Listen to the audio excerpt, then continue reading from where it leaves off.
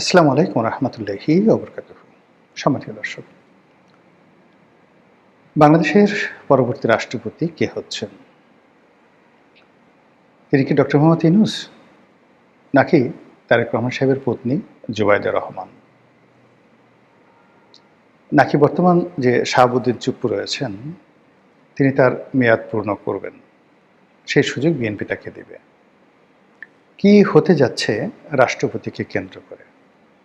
কারণ হলো, যেভাবে জুলাই সনদ হয়েছে, যেভাবে আন্দোলন হয়েছে, যেভাবে নির্বাচন হয়েছে, যেভাবে নির্বাচনে ইঞ্জিনিয়ারিংয়ের কথা বলা হচ্ছে, যেভাবে সমঝোতার নির্বাচন হয়েছে, সমঝোতার ফলাফল হয়েছে, এই কথাগুলো এখন এনসিপির নেতারা, জামাতের নেতারা প্রকাশ্যে বলছে। এর ফলে বর্তমান যারা ক্ষমতায় রয়েছেন তারা উপরে উপরে যতই দাপট দেখান না কেন, তাদের নৈতিক ভিত্তি দুর্বল আছে এবং আগামীতে আরও দুর্বল হয়ে যাবে। আমার যতটুকু মনোবিজ্ঞানের উপর পড়াশোনা আছে, সেই পড়াশোনা দিয়ে আমি ক্ষমতাধর লোকদের চোখের দিকে তাকিয়েছি, তাদের অঙ্গভঙ্গি বোঝার চেষ্টা করেছি। সত্যিকার অর্থে প্রতিযোগিতা করে বিজয়ী হওয়ার মধ্যে যে আনন্দ, সে আনন্দ আমি তাদের মধ্যে দেখিনি।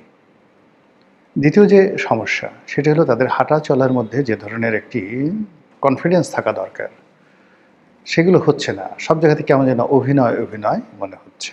কারণটা কি?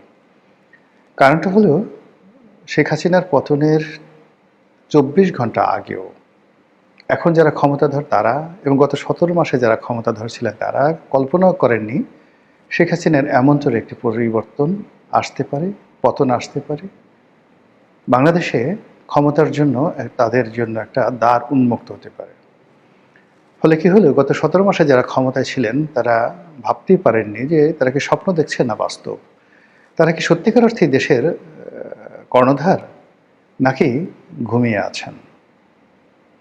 আবার যেভাবে ঝড়ের গতিতে হাদির হত্যাকাণ্ডের পরে যে ঘটনাগুলো ঘটল, একের পর এক ম্যাজিক্যাল ঘটনা। তারেক রহমান সাহেব আসলেন, তারপর ইলেকশন হলো, ইলেকশন পর তারেক রহমান সাহেব শপথ নিলেন।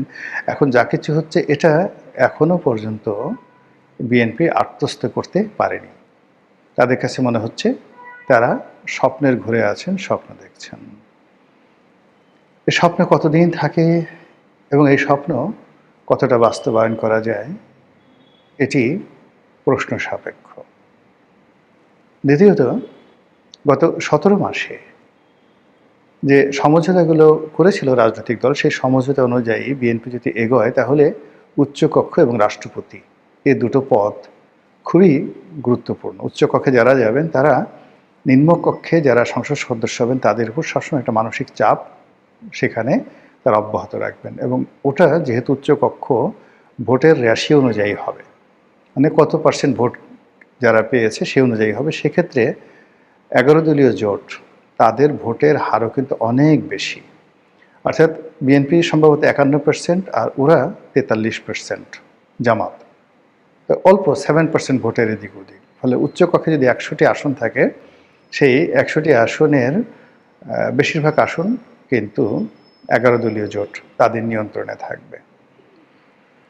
এইগুলো এক। ২ নম্বর হলো যে রাষ্ট্রপতির হাতে প্রচুর ক্ষমতা থাকবে, প্রচুর ক্ষমতা থাকবে এবং সেই ক্ষমতা যদি সমঝোতা অনুযায়ী, যেটা সবাই আন্দাজ করছেন বা সবাই সন্দেহ করছেন যে ইতিপূর্বে এই সমঝোতাগুলো যেটা হয়েছে আমেরিকার মধ্যস্থতায় কাতারে বসে, এবং সেই সমঝোতার মধ্যে দিল্লিরও গ্রিন সিগন্যাল ছিল, পাকিস্তান এবং তুরস্কের অংশগ্রহণ ছিল। কাতারে যে খলিলুর রহমান সাহেব বারবার গেছেন না বৈঠক করতে, এ সকল কথা বাতাসে ভেসে বেড়াচ্ছে। তাই যদি হয়, তাহলে ডক্টর মোহাম্মদ ইউনূসকে রাষ্ট্রপতি নিয়োগ করতে হবে। আর ডক্টর মোহাম্মদ ইউনূস যদি রাষ্ট্রপতি হন, তাহলে এই যে খলিলুর রহমান সাহেব ক্যাবিনেটে আছেন, এর সঙ্গে আদিলুর রহমান আসতে পারেন, রেজওয়ানা আসতে পারেন, এমনকি আসিফ নজরুলও আসতে পারেন। অবাক করা বিষয় না। এমনকি ফজল কবির সাহেব আসতে পারেন, এমনকি নূরজাহান বেগম অথবা লামিয়া মোর্শেদ। তারাও সরকারি দায়িত্বে ফিরতে পারেন। ফলে সরকার একটা হযবরল অবস্থার মধ্যে পড়বে এবং যেই মুহূর্তে ডক্টর মোহাম্মদ ইউনূস রাষ্ট্রপতি হবেন, আপনি এনসিপিকে, নাসিরুদ্দিন পাটোয়ারিকে, সার্জিসকে, হাসনাতকে আগের সেই রাজুতি আয়, অর্থাৎ 2024 সনের সেপ্টেম্বর অক্টোবর মাসে তাদের যে দাপট ছিল, ঠিক ওইরকম অবস্থা আপনি তাদেরকে দেখতে পাবেন। আর জামাতের যে আমির, তিনি আমিরুল মুমিনিন হয়ে পড়বেন। সঙ্গে সঙ্গে সমস্ত ব্যবসায়ীরা তার কাছে যাবে, তার দরবারে যাবে এবং তিনি বিরোধী দলের নেতা হওয়া সত্ত্বেও সমস্ত রাষ্ট্রের কৌশলগত দিকগুলো তার কথা মতো চলবে। তো বোঝার চেষ্টা করুন যে ডক্টর মোহাম্মদ ইউনূসের ক্ষমতা গ্রহণ এবং রাষ্ট্রপতি পদে আসীন, এটার সঙ্গে বিএনপির তকদির কিভাবে নির্ভর করছে। অন্যদিকে যদি ডক্টর মোহাম্মদ ইউনূসের সঙ্গে কোনো সমঝোতা না হয়ে থাকে, অথবা ডক্টর মোহাম্মদ ইউনূস সেই রাষ্ট্রপতি না হন, বিএনপি তার পছন্দের মানুষকে রাষ্ট্রপতি পদে নিয়োগ দেয়, সেক্ষেত্রে বিএনপিকে নাজেহাল করার জন্য এই যে জামাতের যত গুপ্ত সংগঠন রয়েছে, জামাতের যত গুপ্ত কলা কৌশল রয়েছে, বোঝার চেষ্টা করেন গত 17 মাসে জামাত হয়তো তার যে গুপ্ত কৌশল বা গুপ্ত যে চেহারাগুলো, সেটার খুব অল্প অংশ তারা উন্মোচন করেছে।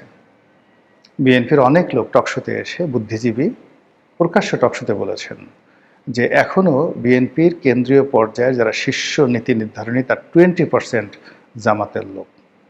বোঝার চেষ্টা করেন, জামাতের গুপ্ত বাহিনীর সদস্য, বিএনপির এই মন্ত্রিপরিষদ বলেন, সংসদ বলেন, সেখানে 20% জামাতের লোক। সত্য মিথ্যা ডাজ নট ম্যাটার, এ কথা আমার নয়, এ কথা বিএনপির একেবারে ঘনিষ্ঠ বুদ্ধিজীবী, সাহিত্যিক, সাংবাদিক এবং রাজনীতিবিদ, তাদের বক্তব্য। তাই যদি হয়, তাহলে প্রতিটি মুহূর্তে যে প্রাসাদ ষড়যন্ত্র হবে এবং প্রতিটি মুহূর্তে যেভাবে মানে বিপদ বিপত্তিতে থাকবে তারেক রহমান সাহেব, তার পক্ষে স্বস্তিতে কাজ করা সম্ভব হবে না। অন্যদিকে এরকম একটা পরিস্থিতিতে জামাত এবং আওয়ামী লীগের মধ্যে কৌশলগত সম্পর্ক স্থাপন হয়ে যাবে নিশ্চিত।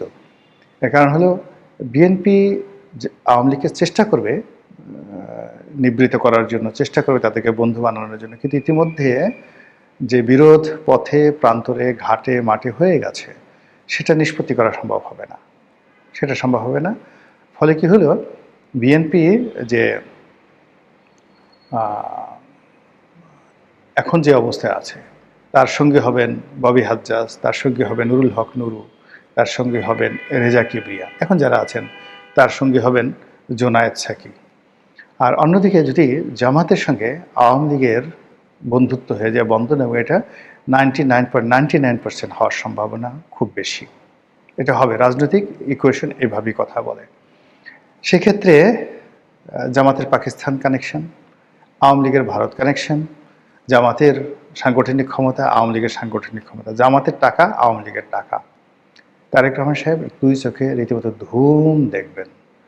আর এইরকম জটিল রাজনৈতিক পরিস্থিতি তিনি মাহাদি আমিনকে দিয়ে, মানে তিনি যে সমস্ত লোকজন লন্ডন থেকে নিয়ে আসছেন, হুমায়ুন কবিরকে এনেছেন, মাহাদি আমিনকে এনেছেন, অন্যান্য যে সকল উপদেষ্টা নিয়েছেন, এরা ঘোড়ার ডিম কিছুই করতে পারবে না, লেমন জুস খাইতে হবে। বড় জোর লেমন জুস, তারা যদি বলেন আমরা লেমন জুস খাবো না, লন্ডন থেকে আসছে, আমরা ফক্স নামক যেটা চকলেট আছে সেটা মুখের ভিতরে সারাদিন চুষবো, তাদেরকে সেটাই চুষতে হবে।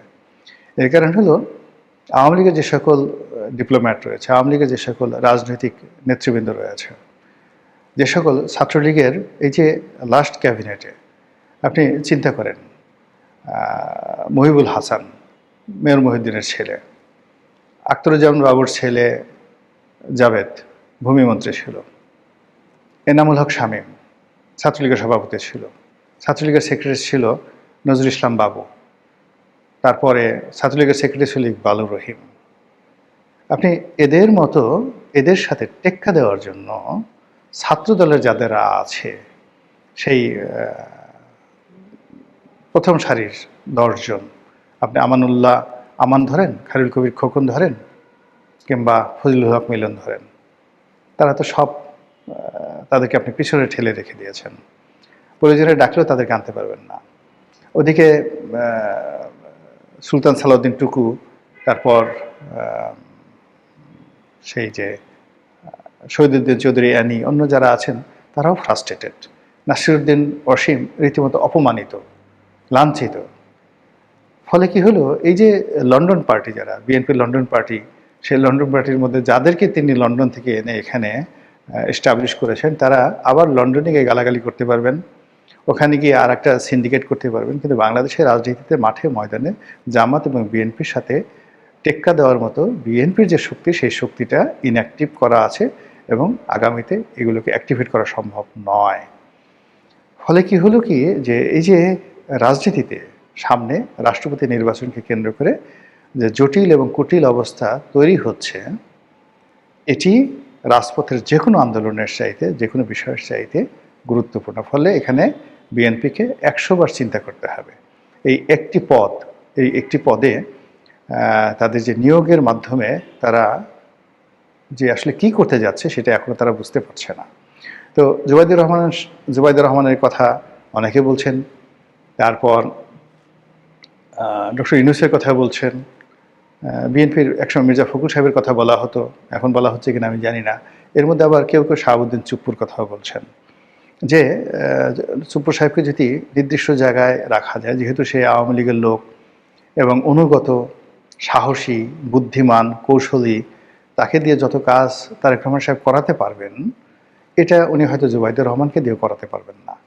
তো সেই অর্থে জাস্ট একটা রাবার স্ট্যাম্প জাতীয় যদি কিছু তৈরি করতে চায়, রাখতে চায় কাউকে, তাহলে Shahabuddin Chuppu might be the best choice for them. এটা নিয়েও কিন্তু অনেকে কথাবার্তা হচ্ছে। আল্লাহ সিদ্ধান্তের মালিক, আল্লাহ সব কিছু জানেন, যেটা ভালো হয় সেটাই যেন তিনি আমাদের দেশের জন্য নসিব করেন। আসসালামু আলাইকুম রহমতুল্লাহি ওয়া বারাকাতুহু।